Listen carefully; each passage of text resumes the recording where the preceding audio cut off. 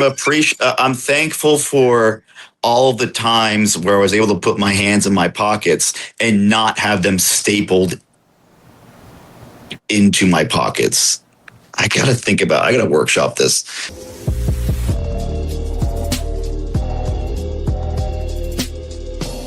Ladies and gentlemen, welcome back to Unlikely, and you see the smile on my face, and that is because one of my favorite wrestlers in the entire sport of professional wrestling is joining the show once again, which makes him officially a friend of the show. I'm talking about AEW's Orange Cassidy. He's here on behalf of AEW's Full Gear happening this Saturday, November 22nd. You can get it on pay-per-view, Amazon, HBO Max, where you can also simulcast Dynamite and Collision on HBO Max as well. And Orange, thanks for joining us recently. Your former classmates who have a podcast let the world know that you were a vice president at your school when you were younger. And how do you go from being the vice president of your school to being in a wrestling match where you're getting your hands stapled to your pockets? Allegedly, I was vice president. I need to see the documents that show that. Hey, life is crazy, and I do crazy stuff. And speaking of that, some of that crazy stuff is a little dangerous. So where are you health-wise after a match like that? I'm pretty beat up and bruised. I can't believe that Mark Briscoe had a match this past Saturday on Collision after all the stuff he went through. But, obviously he's tougher than me, so he can handle it. I still have... I don't know if you can see it, but I have like holes in my hand from where Jon Moxley stapled me. It's like this little, and my hole, it just doesn't clench the same. So that doesn't feel great. You got a full 12 hours after Wednesday, right? Like you just slept for hours. Is that how that works, or no? I slept for actually, you know what? You're right. I did sleep for like 12 hours. Good. It's important. And I do want to ask you, because we've been fortunate enough to have Source Strickland on the show, and he kind of talked about his recovery process with some of the matches he's had with Hangman Page. But forget the recovery. Going into that match, first off, you're going up against Jon Moxley, who's a psychopath and has a bleeding kink. How do you prepare yourself for that? Is there a way to even do that? There isn't, but I've been across the ring from Jon Moxley throughout the past couple years, and he's always been kind of like this milestone or a checkpoint or something like that, where I know, and I think I said this before in promos in the ring, whatever, that, you are not the same when you wrestle a match to that magnitude with Jon Moxley or the Death Riders, and they change you. So knowing all of that and knowing that my conglomerates and my good friend Darby Allin wanted to do the blood and guts, they were like, you're going to have to tell them. You'll say it. And I was like, if you heard me say it, I did not want to do it, but my friends did. So, I didn't even think about it until I had to walk into the ring, because it hurts even thinking about blood and guts, let alone be in it. Let me ask you the last question on that match in particular, because, there was a lot of weapons in that match. Personally, the moment when you destroyed your sunglasses and then used them as a weapon, how does that feel, stabbing people with sunglasses? Because I don't think I'm ever going to get the chance to do so. Yeah, I was literally walking to the ring, and I was like, oh, you just standing there. I should stab him with something. So I didn't have anything on me. I did have my sunglasses. It felt good. It felt pretty good. I wanted to put them back on after I did it, but I broke them beyond repair. So You see, that's like the what are those rooms called where you can go and just destroy stuff? Like you can't get that feeling. You can't get that feeling going to that in comparison to what you did with Wheeler Yuta. Yeah. Outside of having to deal with recovery processes after matches like Blood and Guts and some of the matches you've had in your career, I want to know on a quote unquote regular off day, Orange Cassidy, what does that day look like for you? Oh, I get my classic 12 hours, sleep. Do you set alarms? You don't feel like the person that does. Not that I'm judging you, but I only set alarms if I have to catch a plane or if AEW wants me to do something. It's kind of, and then I kind of lay around a lot. I'm like a house cat, I think, most of the day. I'll go lay in the sun for a while, and then I'll get some food, and then I'll maybe take another nap, and then maybe I'll watch Physical 100 on Netflix, and that's pretty much it. Sounds like a chill day for a chill dude. In your career, and you talk about wrestling Jon Moxley, you've main evented pay-per-views, right? You've been in a video game. You've been on this show twice. What an honor. But you're also featured in the DC comic book. Where does the DC comic book rank in your career of accomplishments that you've had so far? It's higher than what most people would think, only because, DC was a big part of my life growing up, and who's not a Batman fan? Come on, let's get real. And to see me literally in a DC comic with Harley Quinn, it feels like a fever dream. It feels like I fell asleep watching Suicide Squad or Birds of Prey, and then I had a dream that Harley Quinn and I were in a. It's kind of it's surreal, and it's pretty high up there. If you're a fan of comics, but even if not, it's a crazy, you understand. Everybody knows what DC is DC. Now it's awesome. So I'm very, very, very, very lucky. No, that's incredible. And it's funny this year, obviously you guys celebrating the 6-year anniversary of AEW and Dynamite and the book that's just came out as well. And I think for a lot of the homegrown talent, quote unquote, people view, like, for instance, Hangman, even Eddie Kingston, you guys were overnight successes, as if you didn't spend all these years in the indies getting to where you are at now. For you, I just want to know who helped you in terms of, or actually, let me ask this question first. When it comes to your presentation on television, did you ever have any hesitation of, is this going to work or not? It's so. I was such low stakes. I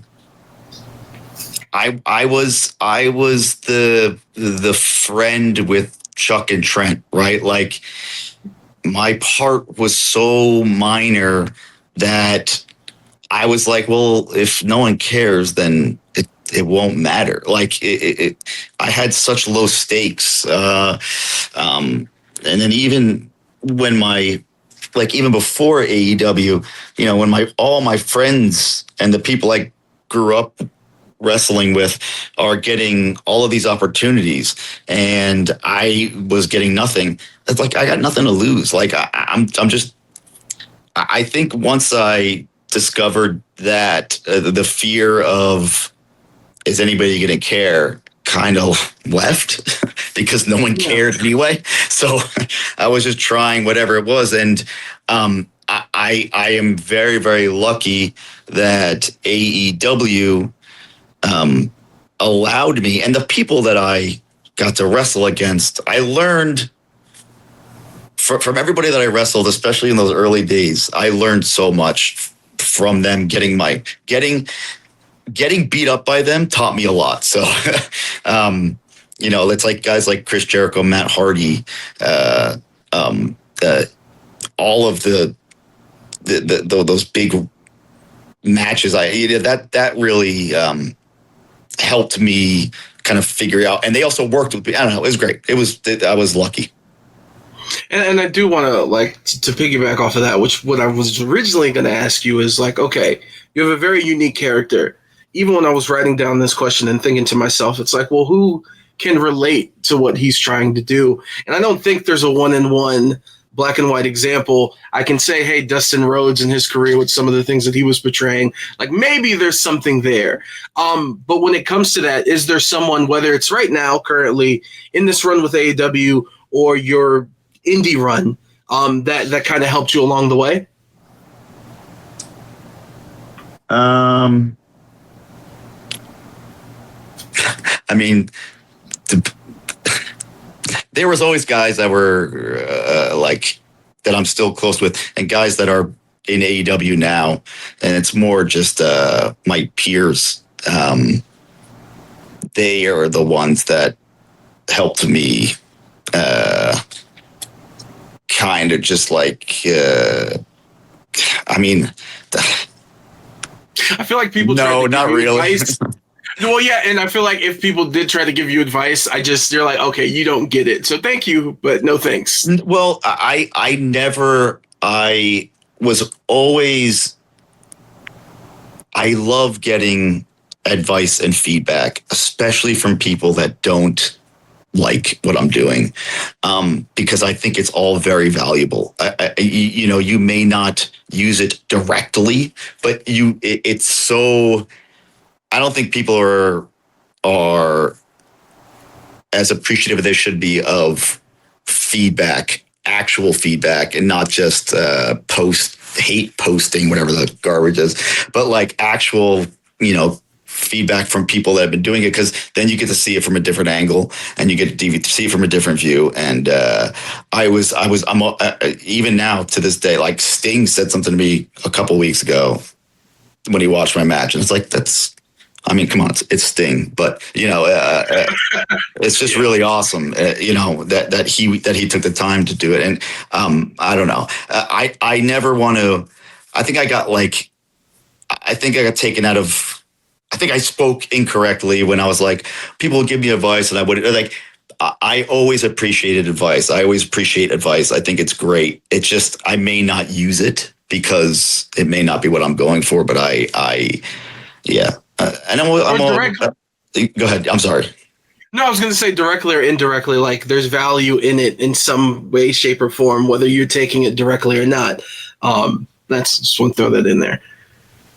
Yeah, you just summed it up better than I did. So not many people say that, so I'm going to take that and I'm going to record that and I'm going to show that to my baby mama. But that's a whole separate, different type of interview. We can get into it if you want. I don't care. I mean, I appreciate that. Very comforting. I like that. Thank you. I do want to ask you the term comedy wrestler. Did it ever bother you? Nah. I don't care. Call me whatever you want. Hey, as long as you're reacting to something. This is the part of the interview where, look, here's my situation, right? For those that are watching this, obviously this is not live. This is pre-recorded. And I know that while this is going on, Ariel Helwani is interviewing your boss, Tony Khan. I can imagine some things are being discussed. There's a key word, counter-programming. We hear that a lot. So I have to counter-program Ariel Helwani. So I have to ask some hard-hitting questions. Orange Cassidy, are you ready for this? Yeah. Was there an email sent out to you in the AEW roster clarifying the change from HBO Max to HBO or to Max back to HBO Max?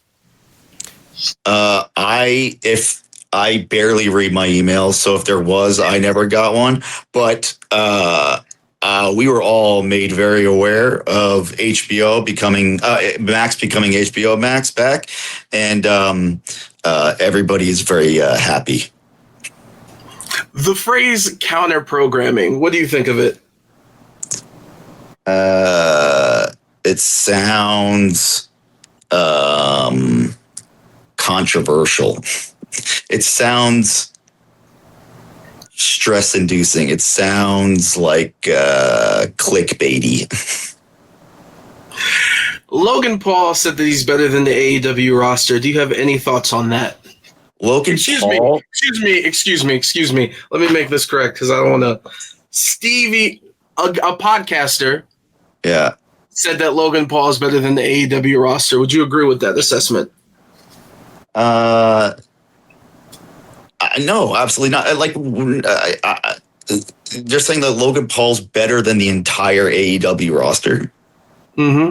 That's. I think Logan Paul is good. I think he's doing very well for his limited experience and stuff. You know, you get angry at people like that just kind of just go in and just do it, and make it look great, like effortlessly. But like he's not better than the AEW. I mean, that's like that. Opinion. That's like another counter programming word. Yeah. Have you met Paul Rudd? No. Ant-Man? No, I haven't. Yeah, yes. When's the last time you've gotten nervous? I can't remember. It was probably when they were voting for vice president. Well done. Would you consider yourself someone that has high emotional intelligence? Well, that's very interesting, because you're basically asking if I understand the emotions and if I can, so you know what? You blew up my mind. Because it is like, do you understand emotions? Can you feel emotions? It doesn't necessarily mean you have to emote. Yeah, but also handling them as well, too, though. Sure. Because I can understand that you're angry, but how I react to that. Right. And that's good. I might steal that. I have high emotional intelligence. So when someone's like, wow, you're not even reacting, or wow, do you even care? I'm like, well, I just have high emotional intelligence. You can use that. Now, when it comes to relationships, that's a dangerous game if you throw it out like that. But look at that. See, you offered me therapy at the beginning of this interview, in the middle of this interview. And now I feel like we just had a moment, and that's what we need. People need to pick each other up. I like to hear that. Who's the smelliest guy in the locker room?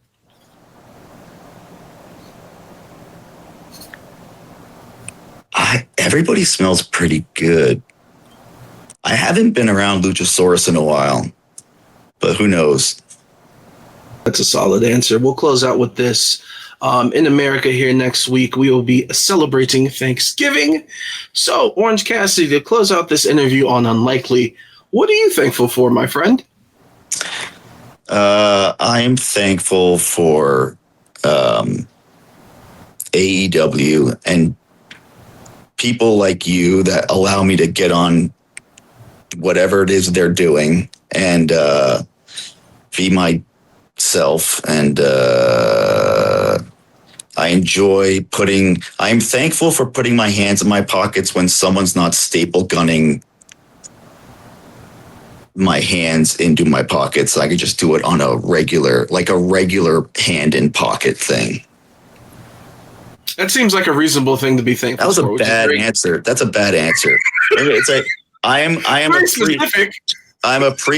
thankful for all the times where I was able to put my hands in my pockets and not have them stapled into my pockets. I gotta workshop this. Let me get back to you in 3 to 4 days, and I'll figure out what to say. Well, look, I hear you, and that's a respectable answer, and I like that. Now, before we close this out, this has never been asked. Can you show me the staples again one more time? Yeah, let me see if I can. I think it's right there. Yeah. Oh, see, there's a hole. Yep, there's 2 holes. There you go. Jesus. Right there you go. The things you guys do for our entertainment, we appreciate, and we're thankful for it, and we're thankful for the time, Orange Cassidy. Until we talk again, thank you so much, man. Have a good Thanksgiving. We appreciate you. Yeah, gobble, gobble.